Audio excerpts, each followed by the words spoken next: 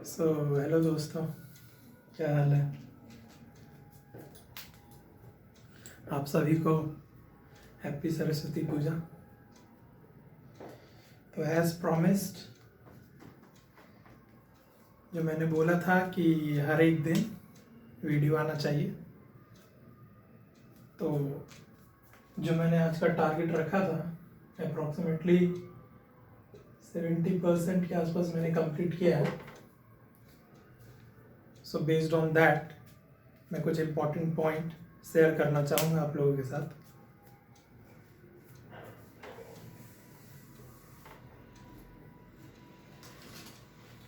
जो भी मुझे इम्पोर्टेंट लग रहा था।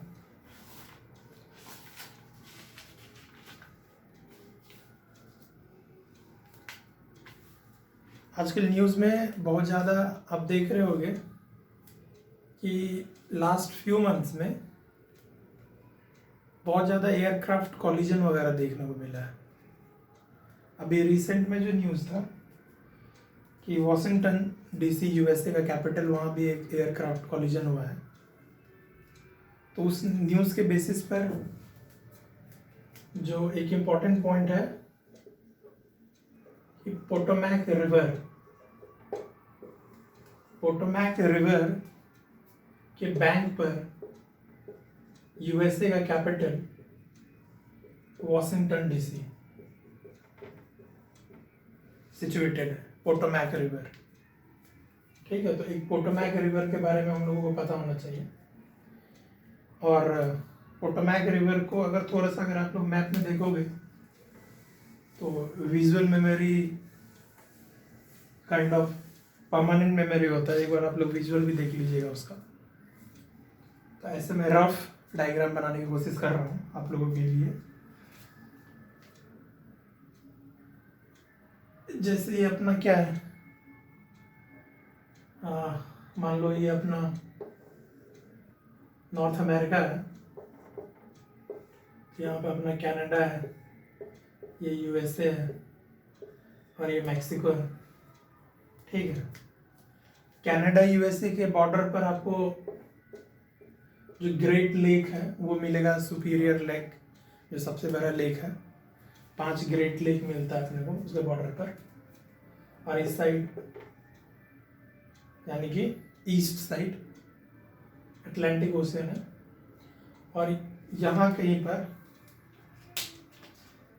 कलर चेंज कर लिया जाए, इधर कहीं ऐसे ये मतलब कि रिवर फ्लो होता है, पोटोमैक रिवर। और यहाँ कहीं पर आपको वॉशिंगटन डीसी है। तो पोटोमैक रिवर कहाँ पे ड्रेन होता है? अटलांटिक ओशियन में ड्रेन होता है। ठीक है, और टू बी स्पेसिफिक अगर बोले तो चेसापीक बे, यहाँ पर एक बे है जिस बे का नाम है चेसापीक बे, अटलांटिक ओशियन में। ठीक है, तो अटलांटिक ओशियन याद रखना हम लोग को जरूरी। तो इसी, अच्छा देख लीजिए। ठीक है,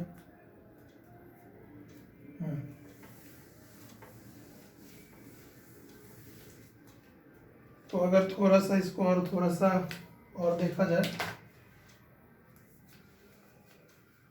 यूपीएससी का एक बार का पीवाईक्यूज भी है, उस बेसिस पे मैं आपको बता रहा हूँ। जैसे कि थेम्स रिवर था, थेम्स रिवर इंग्लैंड का रिवर है। तो ये जिस थेम्स रिवर है आपको, इसका अगर आप लोकेशन देखोगे, ये मान लो पूरा यूके है आपका।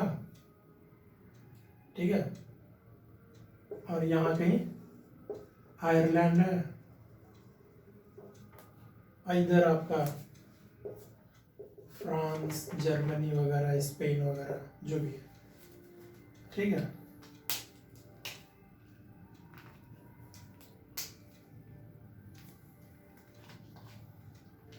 पता नहीं आप लोगों को दिख भी रहा है कि नहीं दिख रहा है, कैसा बन रहा है। यहाँ पर इंग्लिश चैनल है, पता ही होगा आप लोगों को। और यहाँ पर आपको नॉर्थ सी है, ठीक है। और ये आपका आयरलैंड है, ये आपको आयरिश सी है, ये वाला सी आयरिश सी, नॉर्थ सी, ये इंग्लिश चैनल, ये फ्रांस कंट्री, ठीक है। फिर इधर जर्मनी। जो अपना थेम्स रिवर है ना, वो आपको किधर ड्रेन होता है? नॉर्थ सी में। ये थेम्स रिवर जो है नॉर्थ सी में ड्रेन होता है, थेम्स रिवर, ठीक है। और यूके, यूके में क्या है? लंदन। तो थेम्स रिवर के किनारे लंदन सिटी इज सिचुएटेड, ठीक है। और फ्रांस, फ्रांस में साइन रिवर फ्लो होता है, साइन रिवर, ठीक है। और वो इंग्लिश चैनल में आपको ड्रेन होता है। और साइन रिवर के किनारे आपको फ्रांस का कैपिटल पेरिस।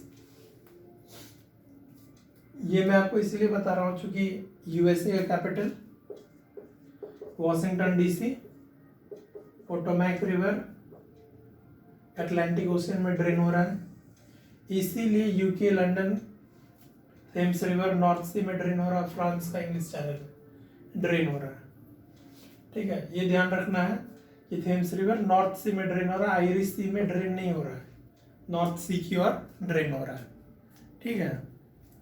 तो इस बात का हम लोगों को ध्यान रखना है।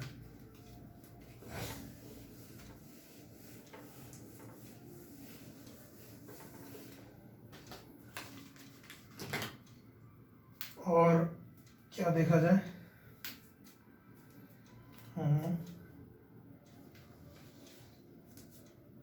एक था मेकोंग रिवर। मेकोंग रिवर जो आपको है,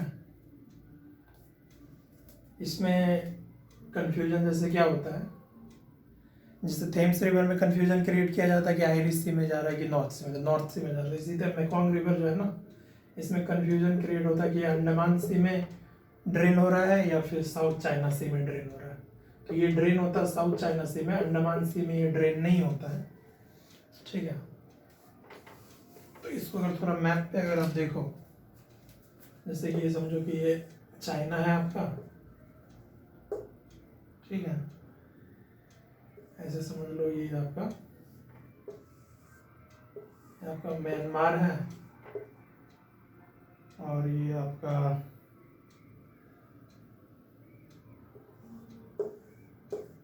लाओस है, ये आपका कंबोडिया है, कंबोडिया,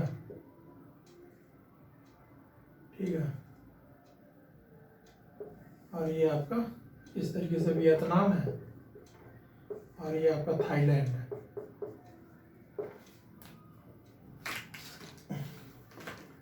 तो चाइना का जो तिब्बतन प्लेट्यू है ना, तो वहां से एक रिवर ओरिजिनेट होता है मेकोंग रिवर।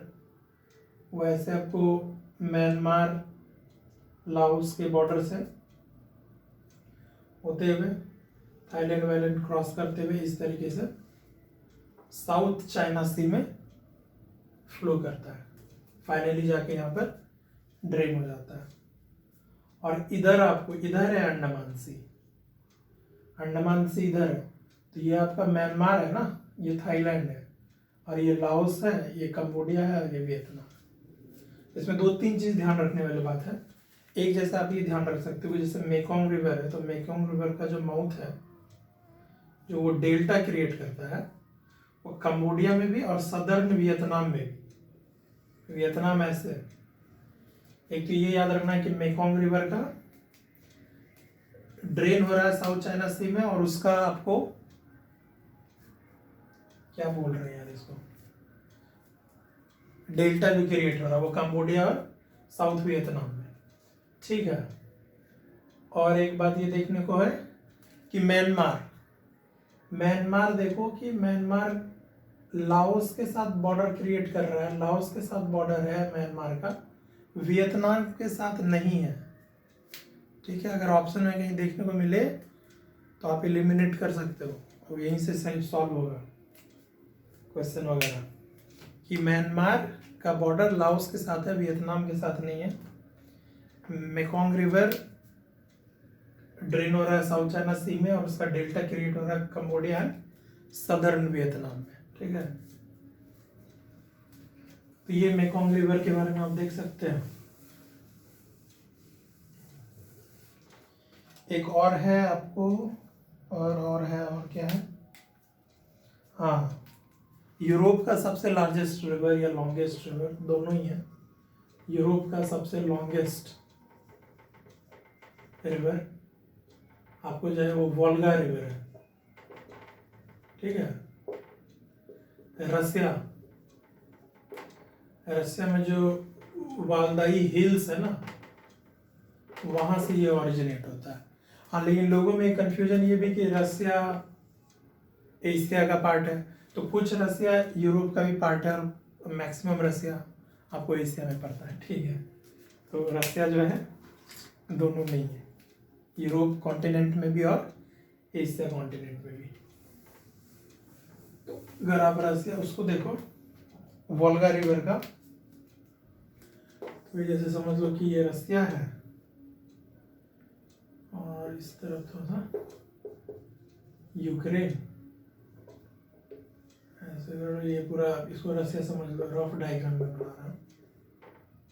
और इस तरफ वो यूक्रेन है, तो इस तरफ क्या है, कजाकिस्तान है। ठीक है, एक रफ इमेज होना चाहिए हम लोगों के दिमाग में कि रसिया है, यूक्रेन है, कजाकिस्तान है। यूक्रेन जो है, यूक्रेन के साथ यहाँ पर क्या है, ब्लैक सी है। ठीक है, ब्लैक सी है और इस साइड कजाकिस्तान, इस साइड क्या है, और इस साइड आपको ऐसे है, ये ऐसे ऊपर इस तरफ ब्लैक सी है और इस तरफ आपको कैस्पियन सी है। ठीक है, इस तरफ आपको कैस्पियन सी है, यूक्रेन है, कजाकिस्तान है, इधर ब्लैक सी है, इधर कैस्पियन सी। तो यहाँ पे वालदाई हिल्स है रसिया में, तो वोल्गा रिवर जो ड्रेन होता है ना, तो वो कैस्पियन सी में जाता है, इधर ब्लैक सी की ओर नहीं जाता है। ब्लैक सी में आपको, आप सुने होंगे डनाइपर रिवर करके होता है कुछ, वो भी यहीं से ओरिजिनेट होता है, डनाइपर रिवर या नाइपर रिवर, डी साइलेंट कर दो, नाइपर रिवर। ठीक है, यूक्रेन से होकर वो ब्लैक सी में आपको फाइनली ड्रेन हो जाता है। और ये वोल्गा रिवर जो आपको कैस्पियन सी में होता है। ये सब मतलब यहीं पर लोग कंफ्यूजन कर सकते हैं, मतलब कंफ्यूज यहीं पर किया जाता है कि कैस्पियन की जगह ब्लैक लिख देगा, ब्लैक की जगह कैस्पियन लिख देगा।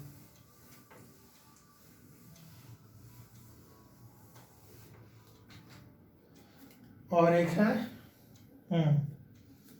अफ्रीका का जो आपको वो है जम्बेजी रिवर, जो है जिम्बाब्वे, जाम्बिया कंट्री वगैरह जो है, अफ्रीका जो है, तो इधर वो इस साइड मतलब इधर इंडियन ओशियन है ना, तो वो जो कौन सा रिवर है, जम्बेजी रिवर, तो ये आपको इंडियन ओशियन में ड्रेन होता है। और जम्बेजी रिवर पर ना दो चीज हम लोगों को और याद रखना होगा। एक तो क्या है कि जम्बेजी रिवर पे एक लेक कारिबा है, मतलब ये सब हल्का हल्का या बस याद रखना था, यही सब चीज एलिमिनेट करने में या किसी क्वेश्चन को सॉल्व करने में प्रीलिम्स में खास करके आपको मतलब कि हेल्प करेगा। और एक लेक कारिबा है, और आप सुने ही होंगे विक्टोरिया फॉल्स, विक्टोरिया फॉल्स भी जो है इसी जम्बेजी रिवर पे, और लेक कारिबा। ठीक है, तो ये दो चीज जम्बेजी रिवर से रिलेटेड है, इंडियन ओशन में ड्रेन होता है। तो एक ये बात हम लोगों को ध्यान में रखना चाहिए।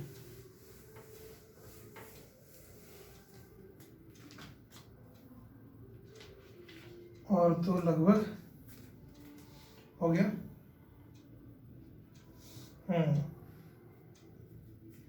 और दो तीन बार न्यूज में मैं देख चुके होंगे, आप लोगों ने भी देखा होगा न्यूज में कि एयरक्राफ्ट कॉलिजन से रिलेटेड। तो ऐसा मुझे सेंस आ रहा है कि कुछ एयरक्राफ्ट के बेसिक से रिलेटेड कुछ क्वेश्चन पूछा जा सकता है। तो अब वो थोड़ा सा साइंस एंड टेक्नोलॉजी का साइंस एंड टेक का क्वेश्चन हो जाएगा। और साइंस एंड टेक के क्वेश्चन का आपको पता ही है, almost all of the above ही सही होता है। अगर जैसे कि अगर ये भी बोल दिया जाए कि एयरक्राफ्ट क्या स्टीम का यूज करता है, तो हाँ, it can use steam, it can also use electromagnetic waves, ये सब भी वो यूज कर सकता है। अगर इसके अदरवाइज भी कुछ बोले तो हाँ, चूंकि साइंस है तो टेक्नोलॉजी है तो हर एक कुछ का पॉसिबिलिटी है, तो उसमें कोई डाउट नहीं होना चाहिए। ठीक है, तो थोड़ा सा और आप लोग भी बेसिक देख सकते हैं, देख लीजिए, आपको भी कुछ अच्छा पॉइंट लगे तो बताइए। एयरक्राफ्ट का बेसिक, तो उसी बेसिक में करने से ना एक पॉइंट और पता चला कि जैसे नेवी है ना, इंडियन नेवी, उसको 3 कैटेगरी में डिवाइड किया गया है, उसका क्लासिफिकेशन किया गया है। एक ब्राउन वाटर फोर्स, एक ब्राउन वाटर फोर्स, एक ग्रीन वाटर फोर्स और एक blue water force. Brown, green and blue water force. ठीक है, ये तो मैं देख लूं वीडियो से यहाँ आ रहा है कि नहीं। ठीक ठाक आ रहा है, हाँ। तो brown water force, green water force, blue water force navy का क्लासिफिकेशन है। ब्राउन वाटर फोर्स क्या हुआ कि जनरली ब्राउन, मिट्टी का कलर ब्राउन होता है ना सर, तो जो नेवी वगैरह को डिप्लॉय किया जाता है near to the coast, near to the shore, muddy area के आसपास, शोर के आसपास, मडी एरिया के आसपास, तो ब्राउन वाटर फोर्स का रहता है। जो थोड़ा सा फर्दर बियॉन्ड जाते हैं उस नेवी को बोलते हैं हम लोग ग्रीन।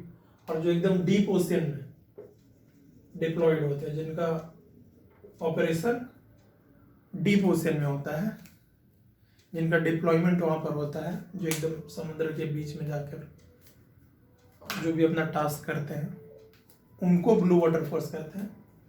और बीच में ग्रीन वाटर, और जो शोर के किनारे, कोस्ट के किनारे, ब्राउन वाटर फोर्स। ठीक है,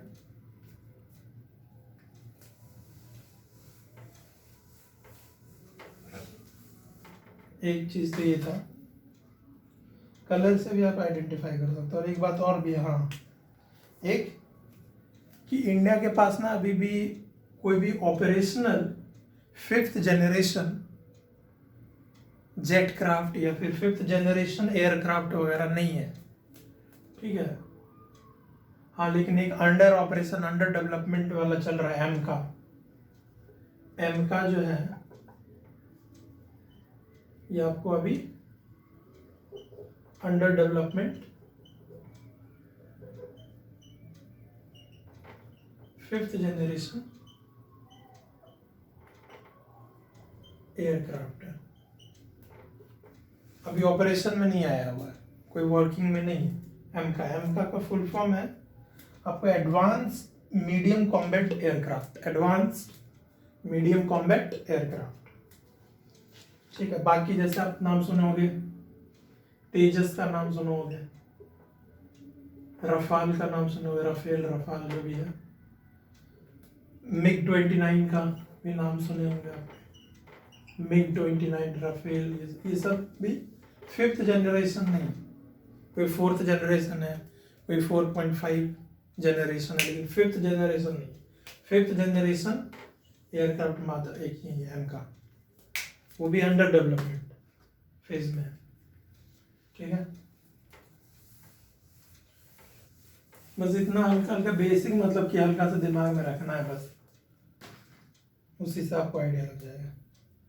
तेजस जो है इंडिजिनस है, और राफेल का तो पता ही है, फ्रांस वगैरह से मिग 29 रसिया से।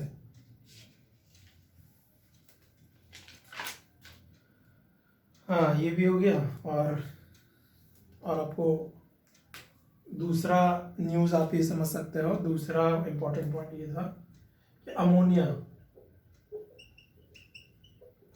कंटेंट इन वाटर, ये भी न्यूज़ में चल रहा है ना अभी, अमोनिया कंटेंट इन वाटर। तो ये अमोनिया जैसे ही वाटर में अमोनिया का कंटेंट बढ़ जाता है, परसेंटेज बढ़ जाता है, पीपीएम बढ़ जाता है, तो वाटर कंटेमिनेशन करता है। एक तरीके से ये पॉइजनस है, कंटेमिनेशन, ठीक है, वाटर कंटेमिनेशन करता है।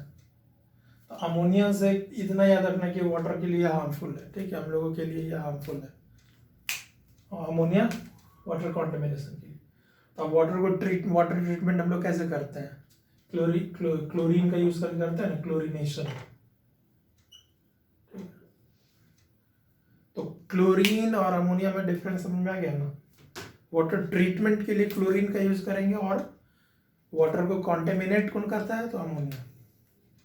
तो कौन यूजफुल है कौन हार्मफुल है, इतना बस दिमाग में रखना, पता ही होगा आप लोगों को। और एक था कुछ कार्नेटिक म्यूजिक वगैरह का भी न्यूज में था, आर्ट एंड कल्चर से रिलेटेड। जैसे कार्नेटिक म्यूजिक, एक तो कार्नेटिक म्यूजिक होता है और दूसरा होता है हिंदुस्तानी म्यूजिक। हिंदुस्तानी म्यूजिक, ठीक है, कार्नेटिक म्यूजिक, एक हिंदुस्तानी म्यूजिक। तो कार्नेटिक म्यूजिक नाम से ही सुन के लग रहा है ना साउथ इंडिया का है। तो इसमें आप ये समझ लो ना कि कार्नेटिक म्यूजिक के प्रोपोनेंट्स कौन कौन है, मतलब इसका प्रचार प्रसार किसने किया। कुछ लोगों का नाम है, म्यूजिशियन के नाम है, जैसे अन्नामाचार्य,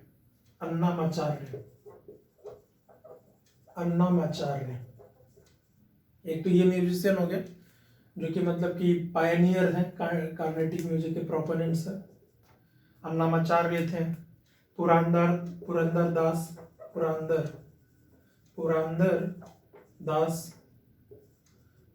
दास और क्षत्रिय व्हाटएवर। और है आपको भद्रचाला रामदास, भद्रचाला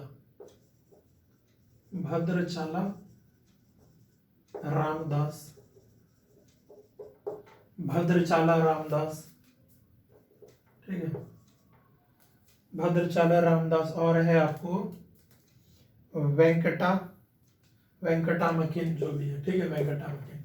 तो अन्नामाचार्य, पुरंदर दास, क्षत्रिय, भद्रचाला रामदास और वेंकटा, तो ये सारे प्रोपोनेंट्स है, ठीक है।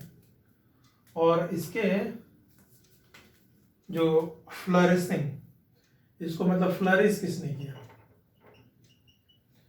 मतलब जब भी अपने पीक पर, मतलब तो इनिशियल स्टेज जो प्रोपोनेंट्स होता है वो इनिशियल स्टेज पे जिसको फ्लरिश, जब वो पीक की ओर गया तो उसमें इसको पीक पर कौन लाया, इसमें डेवलपमेंट का वर्क कौन किया। 3 म्यूजिशियन थे, एक त्यागराज थे, और है आपको मुट्टास्वामी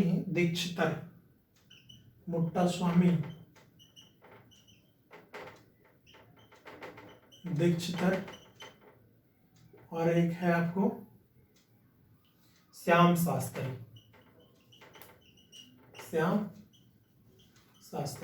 तो एक मतलब ऐसे रफ आइडिया हम लोगों को रखना है कि कार्नेटिक म्यूजिक का प्रोपोनेंट्स कौन कौन है, अन्नामाचार्य, पुरंदर दास, क्षत्रिय, भद्रचाल दास वगैरह, अन्नामाचार्य वगैरह, ये सब उसके प्रोपोनेंट्स है। और कार्नेटिक म्यूजिक के कौन से म्यूजिशियन फ्लरिश किए हैं, तो त्यागराज है, मुट्टास्वामी दीक्षितर है, श्याम शास्त्री हैं, ठीक है। तो आप कहीं से भी देखो, ये जो प्रोपोनेंट्स है इसका टाइमलाइन तो अलग होगा ना, ये किसी और बीसी में आए होंगे, जैसे कि 15th बीसी में, 1600 बीसी में, 1500 बीसी में आए, ये 1700 1800 बीसी में आए। तो दोनों एक दूसरे के कंटेम्परेरी नहीं है। जैसे यहाँ के किसी एक म्यूजिशियन का नाम उठाकर दे दिया जाएगा और बोला जाएगा कि ये इसके कंटेम्परेरी है। जैसे क्वेश्चन भी आया हुआ था कि अन्नामाचार्य और त्यागराज क्या एक दूसरे के कंटेम्परेरी है, मतलब एक ही टाइम पर दोनों एग्जिस्ट करते थे क्या? ऐसा नहीं ना, ये तो प्रोपोनेंट्स हैं, वो तो उसको फ्लरिश किए हैं, तो ऑब्वियसली दोनों का टाइमलाइन अलग है। हम लोग को टाइमलाइन याद रखने का जरूरत नहीं है, खाली ये याद रखना, खाली ये बात ध्यान में रखना कि प्रोपोनेंट्स हैं ये एक बार भी अगर आप देख लिए होगे तो फिर तो काम हो जाता है। ठीक है, तो एक ये था।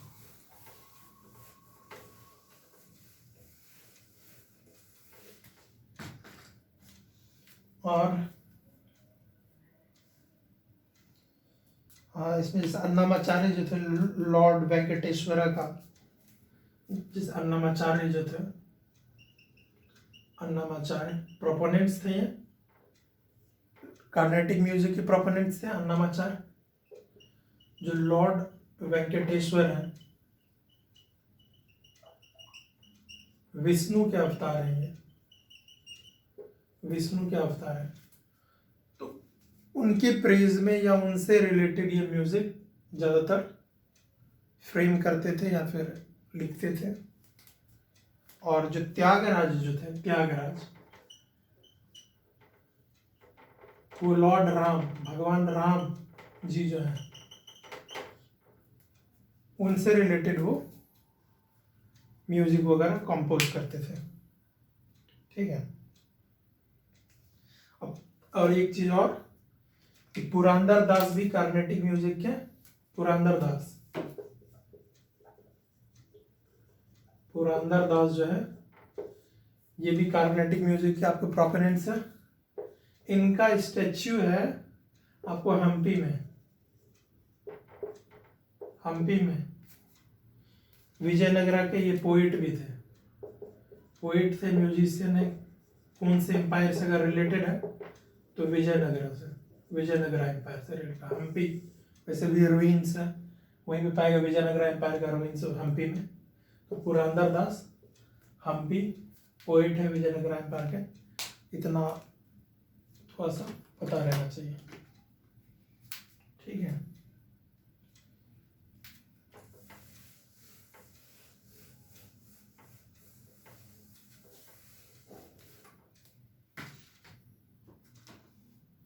और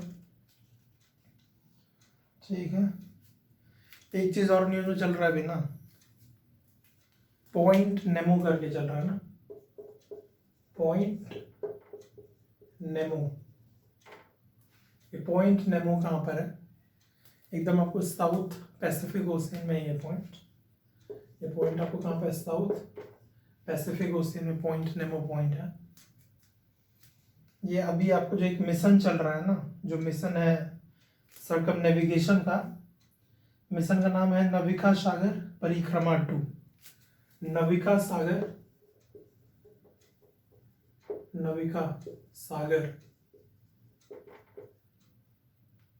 परिक्रमा 2, तो मतलब सर्कम नेविगेशन। ठीक है, सर्कम नेविगेशन वाला जो पूरा मतलब कि सर्कम नेविगेट करना है वर्ल्ड को, इंडियन मिशन है ये नविका सागर परिक्रमा 2। इसमें 2 जो इंडियन नेवी गर्ल है, एक का नाम है दलनी, दूसरा का नाम है रूपा। नाम भी जानना यूपीएससी के लिए जरूरी तो नहीं है, फिर भी दलनी और रूपा जो है, तारिणी करके जो एक है INS भी तारिणी, उस पर वो ट्रैवल कर रहे हैं, उस पर बैठ के वो तारिणी या तारिणी जो भी है। तो ये पॉइंट नेमो है साउथ पैसिफिक ओशियन में। मतलब जनरली क्या है कि ये फुल्ली आइसोलेटेड पॉइंट है, आसपास में कोई भी लैंड एरिया नहीं है पॉइंट नेमो का। तो वहाँ पर ये पॉइंट हम लोगों को पता चला है पॉइंट नेमो के बारे में। तो ये सब थोड़ा याद रखना कि INS तारिणी से रिलेटेड है, सर्कम नेविगेशन से रिलेटेड ये प्रोग्राम चल रहा है। पॉइंट नेमो वहीं से आया है। और पॉइंट नेमो के साउथ में, जैसे ये पॉइंट नेमो है पैसिफिक, साउथ पैसिफिक ओशियन में पॉइंट नेमो, तो उसके साउथ में जो है माहेर आइलैंड है। माहेर आइलैंड, माहेर आइलैंड कहाँ पे? अंटार्कटिका में है। साउथ पैसिफिक ओशन है ना, साउथ पैसिफिक ओशन के नीचे क्या अंटार्कटिका है साउथ में, तो माहेर आइलैंड है। और आपको इसी तरीके से ऊपर में आपको नॉर्थ में आपको है ड्यूसी आइलैंड है, साउथ में आपको ये बता ही दिए हैं, ठीक है। और हल्का फुल्का बस एक आता भी नाम याद है तो चलेगा, उतना भी ज़्यादा याद रखने की ज़रूरत नहीं, ठीक है।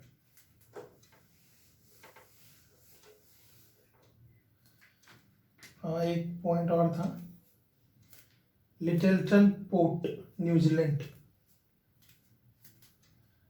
एक पोर्ट है का नाम है। अगर इंटरनेशनल पोर्ट से रिलेटेड अगर क्वेश्चन आए तो लिटिलटन पोर्ट न्यूजीलैंड में, ठीक है।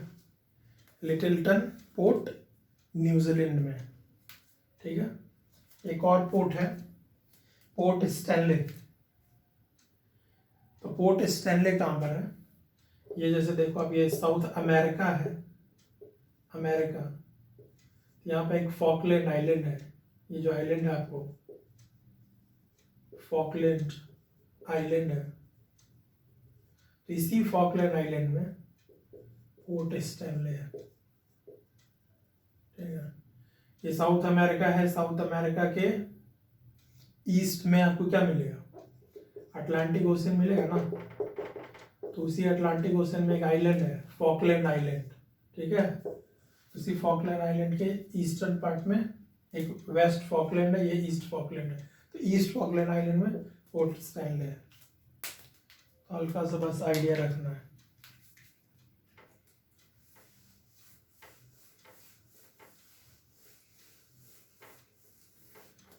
और अच्छा जो भी इम्पोर्टेंट लग रहा है मुझे, मैं उस बेसिस पे बताने की कोशिश कर रहा हूँ बस। और जैसे इंडिया में अब इसका यूज कैसे करना आप लोगों को पता ही होगा, नहीं पता होगा तो बताइएगा, मैं बताऊंगा कि ज्ञान देने से अच्छा है कि बताया जाए, टू द पॉइंट रखा जाए सब कुछ। जैसे इंडिया में है ना 12 मेजर पोर्ट है, ठीक है। अभी 13वां बना है, 13th मेजर पोर्ट, 13वां जो बना है वाधवन पोर्ट है, उसका नाम है वाधवन पोर्ट, महाराष्ट्र में है। और 14th का भी प्रपोजल है, 14th जो बनने वाला गैलेथिया बे में, गैलेथिया बे का तो नाम आप लोगों ने सुना ही होगा, Andaman and Nicobar, Andaman Nicobar, port Blair port, port Blair में। इसका नामकरण भी अभी चेंज हुआ, नॉमेनक्लेचर कुछ सुभाष चंद्र बोस से रिलेटेड दो नाम रखा गया था ना, शहीद आइलैंड या ऐसा कुछ था। तो 12 मेजर पोर्ट है, 13th में वाधवन पोर्ट महाराष्ट्र में, गैलेथिया बे 14th। हाँ इससे एक क्वेश्चन और पूछा जा सकता है, अगर मतलब कि अगर ये स्टेटमेंट, अगर कुछ ऐसा स्टेटमेंट दे दे कि all the major ports of India are run by government, जितने भी मेजर पोर्ट हैं इंडिया के, कि वो सारे के सारे गवर्नमेंट ओन्ड है, ऑल जो है ऑल मेजर पोर्ट्स और गवर्नमेंट ओन्ड, तो ये स्टेटमेंट फॉल्स होगा, क्योंकि एक मेजर पोर्ट ऐसा है जो कि कॉरपोरेट पोर्ट है, वो मतलब वो प्राइवेट पोर्ट है, कॉरपोरेट के द्वारा वो रन किया जाता है, कॉरपोरेट उसको चलाती है, ठीक है। तो सारे मेजर पोर्ट गवर्नमेंट ओन नहीं है, एक्सट्रीम स्टेटमेंट है ये, तो अगर उसको भी थोड़ा सा वहाँ पर केयरफुल होकर रहना होगा, ठीक है। केयरफुल होकर उसको मतलब देखना होगा, एलिमिनेट करने के लिए काम आएगा ये सब स्टेटमेंट।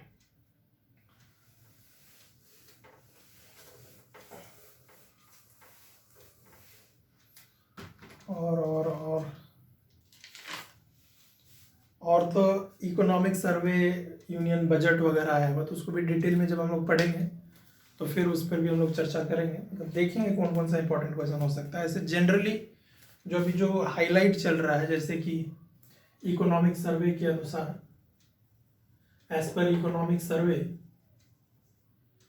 कि female labour force participation rate जो है ना वो इंक्रीज हुआ है रूरल इंडिया में, ठीक है।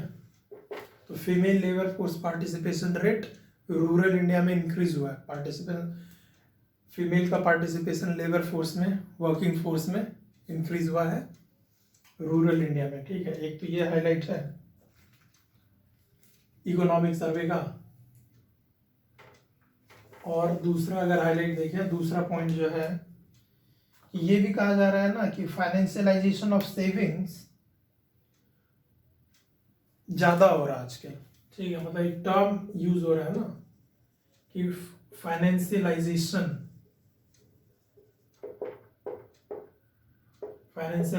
ऑफ सेविंग्स बढ़ गया है। तो फाइनेंशियलाइजेशन ऑफ सेविंग्स बढ़ रहा है इंडिया में।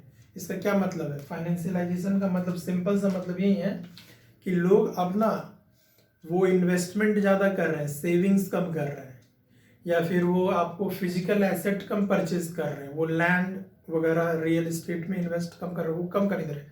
ज़्यादातर वो स्टॉक मार्केट में जो भी रिस्की एसेट वगैरह, जो भी स्टॉक, बॉन्ड्स, गवर्नमेंट सिक्योरिटी, उन सब में ज़्यादा इन्वेस्ट कर रहे हैं, जो भी रिस्की एसेट। तो फाइनेंशियलाइजेशन हो रहा है सेविंग्स का।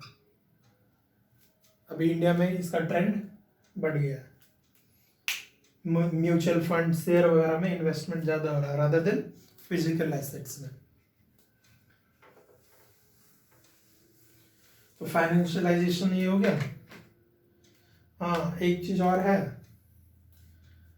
कि ये भी आपको पता ही होगा कि जो अभी EBITDA वगैरह सब जो है, EBITDA, पैट, ये सब बढ़ रहा है, लेकिन जो अपना जो ये वेज ग्रोथ हो रहा है या फिर एम्प्लॉय पर जो एक्सपेंसेस है ये भी बढ़ रहा है, लेकिन इसके प्रोपोर्शन में नहीं बढ़ रहा है। EBITDA, पैट वगैरह सब मतलब बहुत ज़्यादा प्रॉफिट शेयर कर रहे हैं जो भी एंटरप्रेन्योर्स हैं, जो भी ओनर हैं, वो मतलब बहुत प्रॉफिट का ग्रोथ बहुत ज़्यादा हो रहा है। मतलब ये आपको मान लो, अगर ये सपोज करो कि ये 30% पे जा रहा है, तो एम्प्लॉय का जो वेज वगैरह जो उनको जो दिया जाता है, कंपनसेशन फीस वगैरह, उस पर जो एक्सपेंस होता है वो उस प्रोपोर्शन में नहीं भाग रहा है जिस प्रोपोर्शन में प्रॉफिट कमा रहे हैं वो लोग, ठीक है। तो ये अगर ये 30% से भाग रहा है तो ये आपको 15% से भाग रहा है, 13% से भाग रहा है, तो ये तो गलत बात है ना। ज़्यादा प्रॉफिट कमा रहे हैं तो एम्प्लॉय को भी तो ज़्यादा पैसा दो, ठीक है। तो ये EBITDA, पैट सबकी भी बात हो गई। और क्या है, ऐसे मतलब कि मान के चलिए एक आध टर्म जैसे है कि जैसे कि ये बोला जाएगा कि जैसे कि जुंता टर्म बहुत बार न्यूज में देखने को मिल रहा है, M23।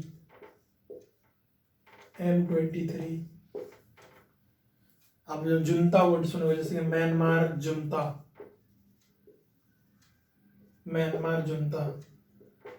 Rwanda backed M23 rebels. तो म्यांमार में अभी आर्मी लोगों का डिक्टेटरशिप चल रहा है, तो म्यांमार जुंता उसी से रिलेटेड है कि आर्मी लोग जो वहाँ के जो सेना वगैरह है वो थोड़ा कब्जा कर लिए हैं, कैप्चर कर लिए अपने कंट्री में। और M23 रेबेलियन ग्रुप वगैरह है, रवांडा कंट्री बैक कर रही है। और ये कहाँ पर कैप्चर कर रही है, कहाँ पर ये अपना DRC में, डेमोक्रेटिक रिपब्लिक ऑफ कॉन्गो में। तो जुंता, M23 वर्ड, ये सब जो वर्ड है M23 जुंता वगैरह डिक्टेटरशिप से रिलेटेड है, इन सब चीज़ से रिलेटेड है। तो 4 ऑप्शन अगर दिया जाएगा, बोला जाएगा कि junta M23 is related to, recently seen in news, is related to what, which of the following. तो 4 ऑप्शन पढ़ के आपको पता चल जाएगा, क्योंकि 4 ऑप्शन क्लोज ऑप्शन नहीं होते, वो काफ़ी इधर उधर के स्टेटमेंट होते हैं। हल्का सा भी आइडिया रहेगा तो आप डायरेक्टली आप पहुंच सकते हो आंसर पर। यही सब था। और अगर देखा जाए और क्या हो सकता है देखने लायक, देखें और क्या है।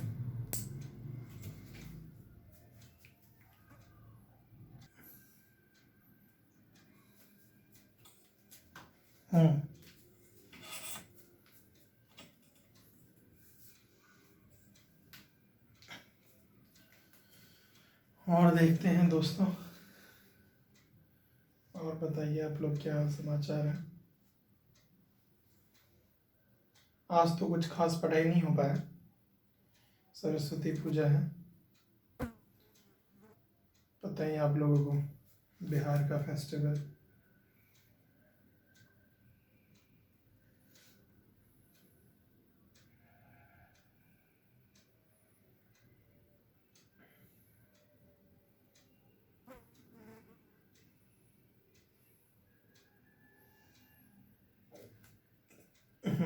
एयरक्राफ्ट वगैरह के बारे में बता दिए आप लोगों को ना, एयरक्राफ्ट हो गया। अगर कुछ क्वेश्चन देखें हम लोग, क्वेश्चन को देखते हैं, एकदम जल्दी जल्दी देखते हैं, ठीक है।